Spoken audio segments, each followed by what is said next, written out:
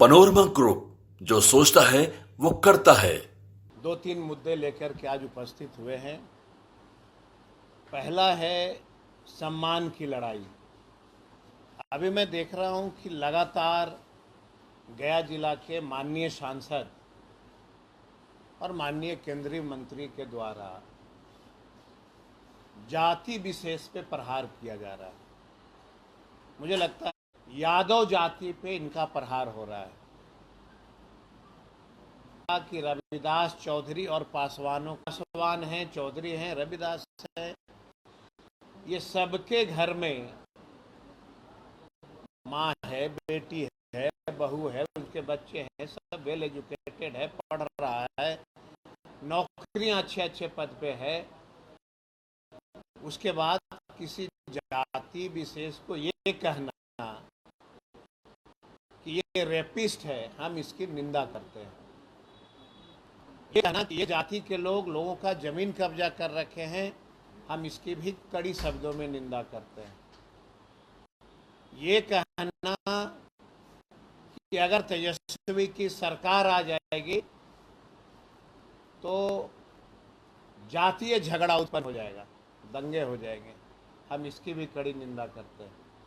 हम ये जानना चाहते हैं माननीय केंद्रीय मंत्री जी से कि आपके अनुसार जब लालू जी का वह राज, जिसको आप जंगल राज कह रहे हो, क्या उस राज में आप मंत्री थे कि नहीं थे? ये हमारा सवाल है पत्रकारों के माध्यम से कि अगर वह जंगल राज था तो उस जंगल राज का मजा आप बिहार सरकार के मंत्री बन के क्यों ले रहे थे? हम उनसे पूछना चाहते हैं कि अगर वह जंगल राज था और जिन लोगों ने उस सरकार को बदनाम किया, आज वो सारे व्यक्ति किस दल में हैं? क्या राष्ट्रीय जनता दल में हैं, या भाजपा में शामिल हो गए हैं, या जेडीयू में शामिल हो गए?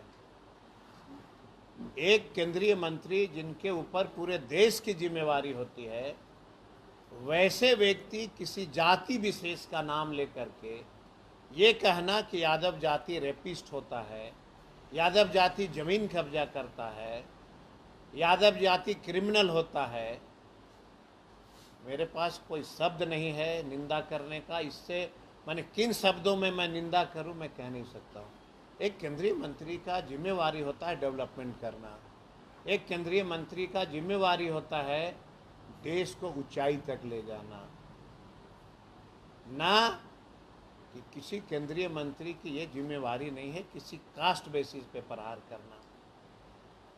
और हम खुले शब्दों में कह देना चाहते हैं कि अगर इस तरह का प्रहार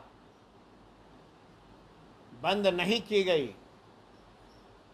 तो बड़े पैमाने पे आंदोलन की शुरुआत इस मगध की गया जिला के धरती से होगी, जिसमें तमाम, चाहे अकलियत के साथी हों, चाहे यादव जाति से हों, पासवान जाति से हों, रविदास जाति से हो, चौधरी जाति से हो, ये सारे हम लोग मिल करके एक बड़ा आंदोलन की शुरुआत करेंगे अगर इस तरह की भाषा पे लगाम नहीं लगाई जाती है तो। एक सरिता पासवान के ऊपर किसी व्यक्ति ने फेसबुक पे निंदा किया, गलत शब्द का प्रयोग किया। जीतन राम मांझी जी, आप दलित के नेता हैं, वोट और पद के खातिर अपनी जमीर को नहीं बेचनी चाहिए। क्या पासवानों ने आपको मदद नहीं किया था? एक पासवान की बेटी को नंगा किया जा रहा है, क्या आपकी इतनी ताकत नहीं है कि आप एक पासवान की बेटी को बचाव पक्ष में खड़े हो सकते हो? पूरे गया जिला में अगर कहीं भी पासवान, रविदास, चौधरी, अन्य किसी जातियों की घटना होती है, केंद्रीय मंत्री हो या कोई ही, इन लोग मदद नहीं करना पसंद करते हैं। ये एक निंदा का विषय है कि एक भारत सरकार का मंत्री होकर के किसी जाति विशेष के बारे में ऐसा कैसे कह सकता है? पढ़े लिखे, आप विद्वान हैं। हमारा तो सवाल लगातार ये रहा है आपके माध्यम से कि अगर हम जंगल राज के सूचक थे तो इस जंगल राज में आपका बेटा एमएलसी क्यों बना? हम अगर जंगल राज के साथी थे तो उस राज्य में आप मंत्री पद का पद क्यों संभाला? आप बोधगया विधानसभा से राष्ट्रीय जनता दल से एमएलए किस हैसियत से बने? नहीं बनना चाहिए। और अगर इतना ही आपको जंगल राज का मलाल है तो जितने वर्ष तक आप कांग्रेस और राष्ट्रीय जनता दल से आप एमएलए बने हो, बिहार विधानसभा के अंदर लिख के दे दो कि वह जंगल राज का समय जो हम एमएलए बने थे हम आपकी कोई सुविधा प्राप्त नहीं करेंगे, लिख के देना चाहिए। और सबसे बड़ी जो मुद्दा है, इलेक्शन कमीशन ने कहा है कि इन मुद्दों पे आप जो है वोटर आईडी कार्ड का सत्यापन करा लीजिए।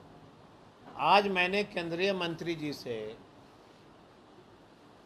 दिशा के मीटिंग में प्रश्न रखा कि आप एक दलित के बेटा हैं, आप जरा इंसाफ के नज़रिया से मुझे बताना कि दलित और महादलित बड़े पैमाने पे बिहार के बाहर ईंटे भट्ठा पे काम करता है।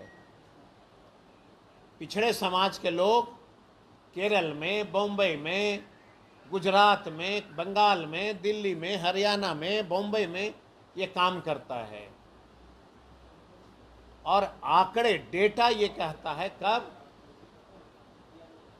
जब कोविड की बंदी स्टार्ट हुई थी तो आपने देखा था कि कितने बड़े पैमाने पे लोग वापस लौटे थे। वो अपना वोटर आईडी कार्ड का सत्यापन किस आधार पे कराएगा? क्या इलेक्शन कमीशन ने बिहार के बड़े पैमाने पे जो आबादी बाहर रहती है, जो मजदूरी कर रही है, क्या उसको लाने की व्यवस्था कर रही है? 26 जुलाई तक इन्होंने कहा है कि हम सत्यापन कर लेंगे। ये पूर्ण रूप से गरीबों को, दलितों को, वंचितों को, अकलियत को वोट से वंचित करने का ये साजिश है। हम बिहार के और तमाम गया जिला के लोगों से अपील करते हैं, इस तरह का जो नियम कानून इलेक्शन कमीशन ने लाया है, इसका एक मुहिम चलना चाहिए फेसबुक पे, सोशल मीडिया पे लगातार, कि ये गरीबों को, दलितों को, पिछड़ों को ये वंचित किया जा रहा है वोट देने से।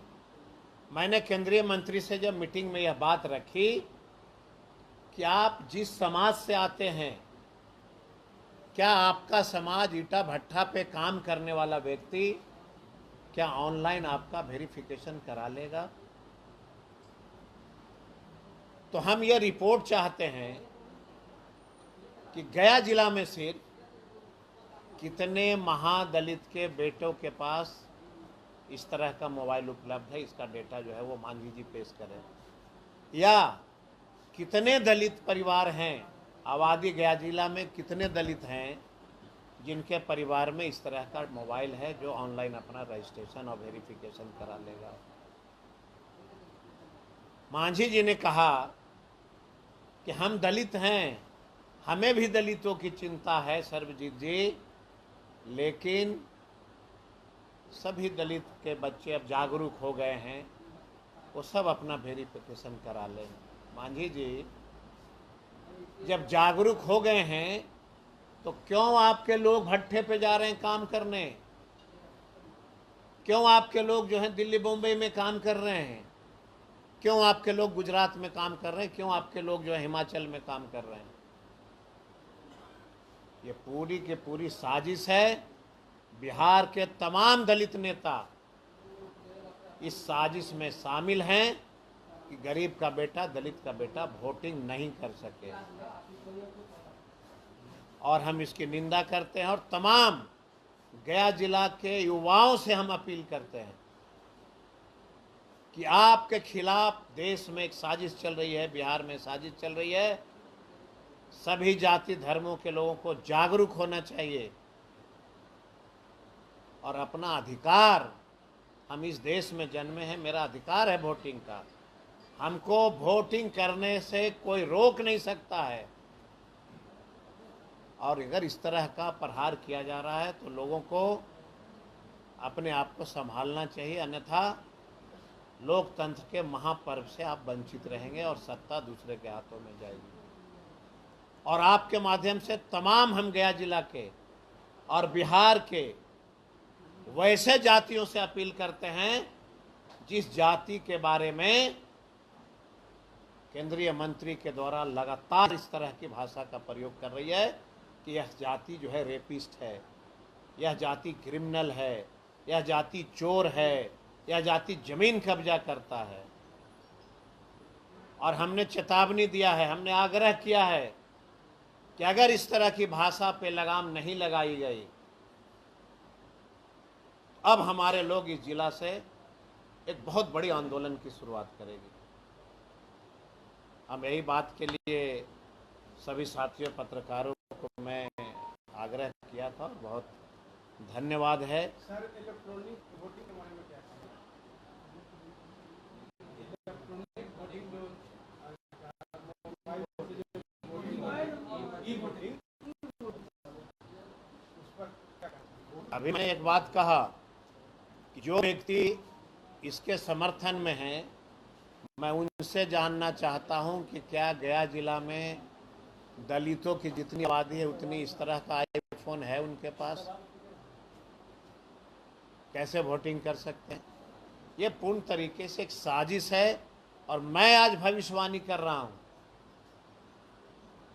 कि मेरे जैसा विधानसभा में लाखों लोग वोटिंग से वंचित रहेंगे। एक महीना में कोई आई कार्ड का जो है इलेक्शन आई कार्ड का वेरिफिकेशन हो जाएगा।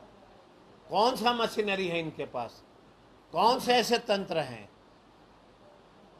कह रहे कि 5,000 लोगों को लगाया गया है, 40 लाख लोगों का वेरिफिकेशन 5,000 आदमी मिलकर कर लेंगे क्या एक महीने में?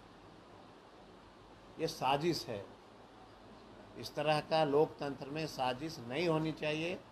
हम इसकी घोर निंदा करते हैं।